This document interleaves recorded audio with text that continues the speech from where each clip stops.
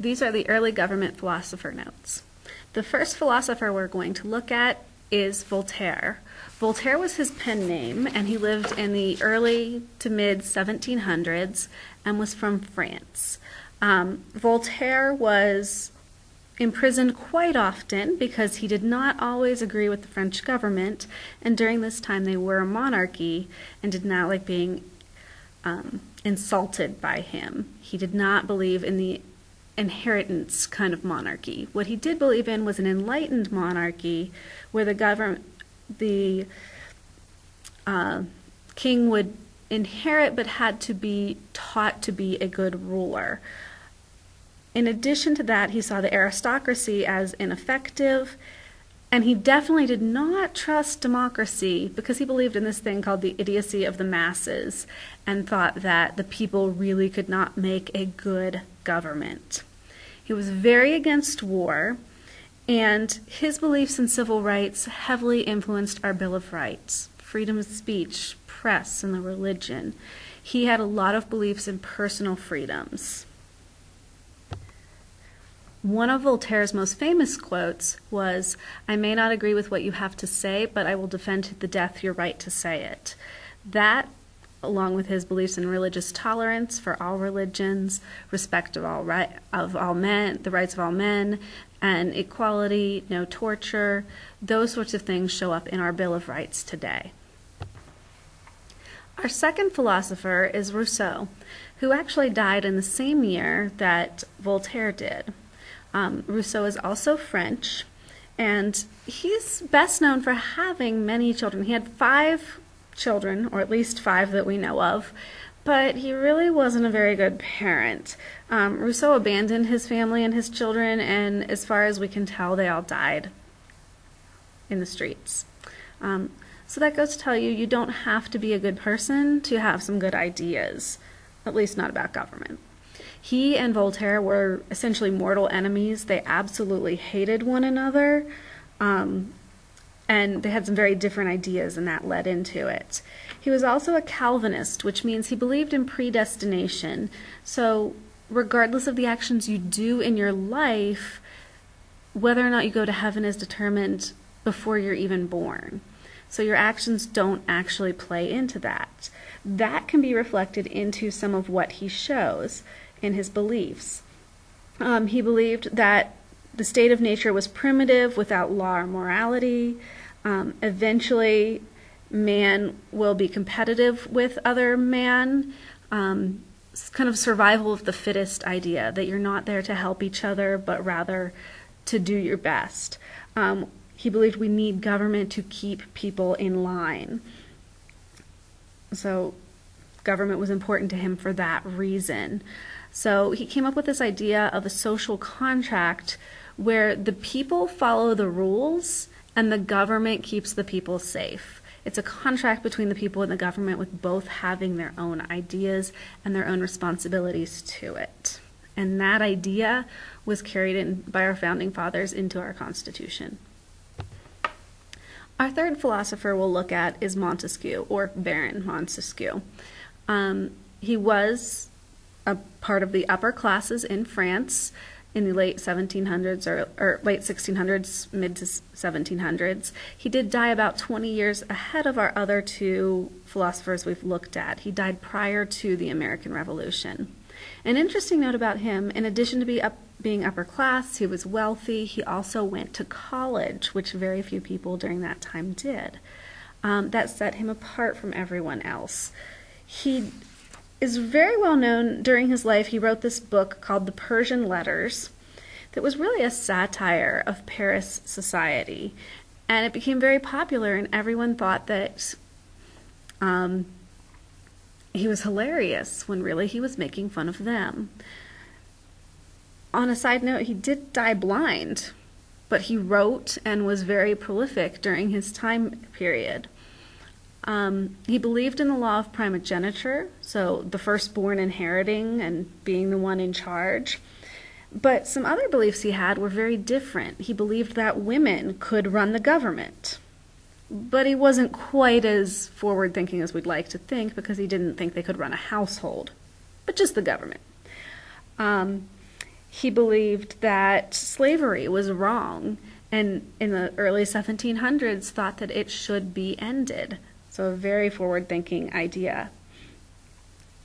His major belief that we're very familiar with today in America is the idea of the separation of powers. So you guys are familiar with the three branches, legislative, executive, judicial. That idea comes from Montesquieu. Our fourth philosopher we're going to look at is John Locke. If you look at his dates, you'll notice that John Locke is an earlier time period. He died in 1704. And he's from Great Britain. These things set him apart from our French Enlightenment philosophers. Like I said before, they did get some of those influences from their time period, but Locke also influenced Rousseau and Voltaire.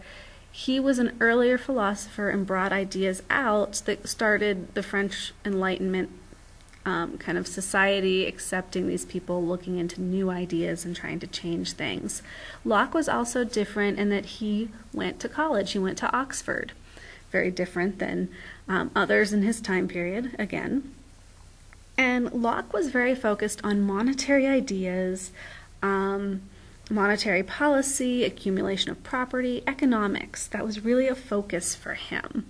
That ends up being reflected in some of his ideas and philosophies. He believed that all people are born good. You're born a blank slate, tabula rasa. So you're born with nothing, and you accumulate actions over time. So everyone's equal, everyone's independent and good when they're born, and things change over time. That you trust your senses, you should experiment and do empirical science. Use your senses to find out if things are right or not.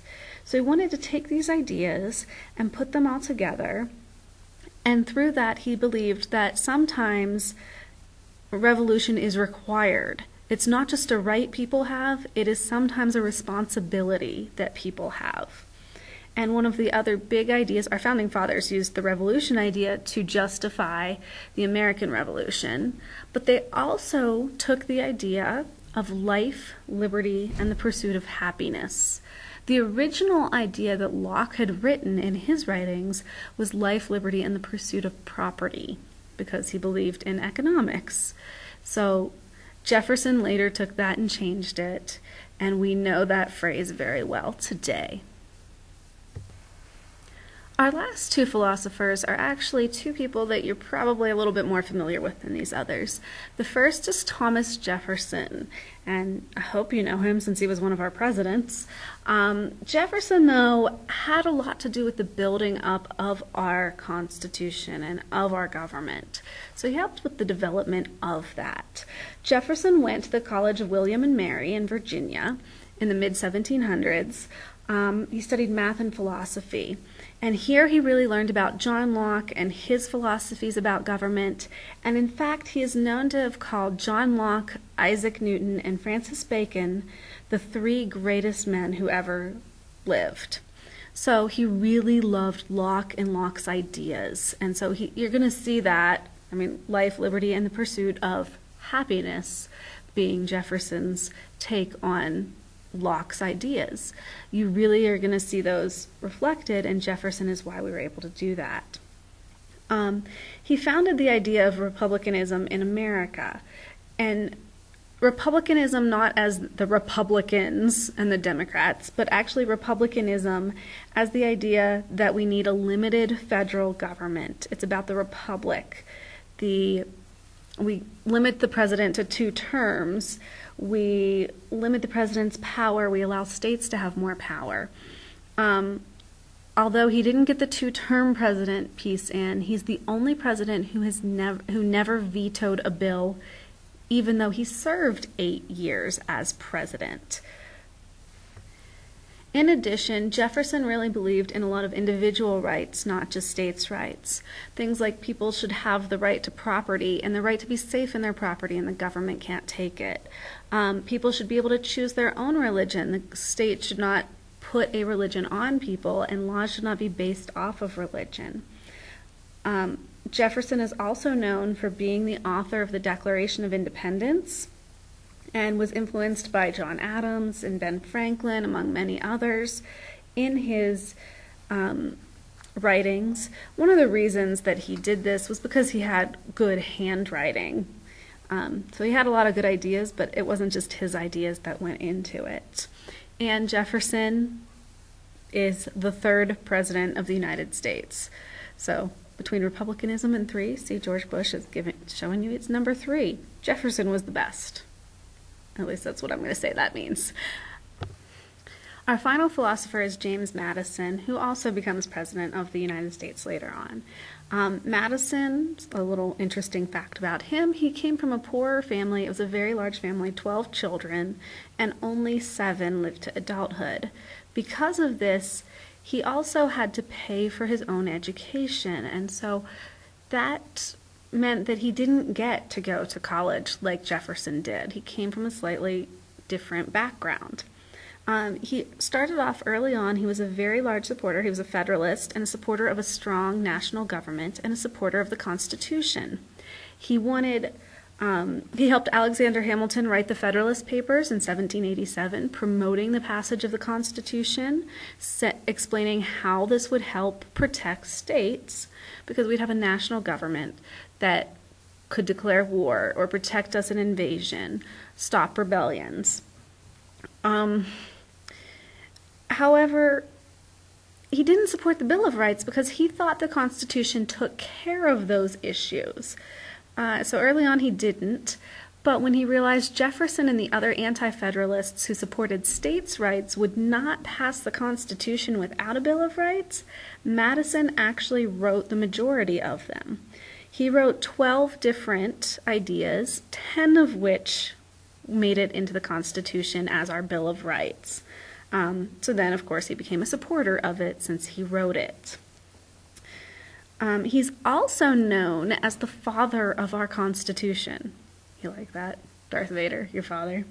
So he's known as the father of the Constitution for writing the Bill of Rights and for how hard he worked to get the Constitution itself ratified. So he was willing to do whatever it took to get this government that he thought would be a good government in place. This final slide or picture. So Madison ended up being kind of two-faced. He wrote the Federalist Papers, but when he was in Congress, he sided with the anti-federalists limiting strong federal government. Now, at that time, he's representing states. Then he becomes president. So he's one side, then the other side. Then he becomes president, and he supports a strong federal government to build up the Army and Navy during the War of 1812. So again, he's back to being a Federalist. So we're going to call him two-faced because he did change based on what met his needs best. So that concludes your notes for the 6 philosophers you need to be very familiar with for this unit.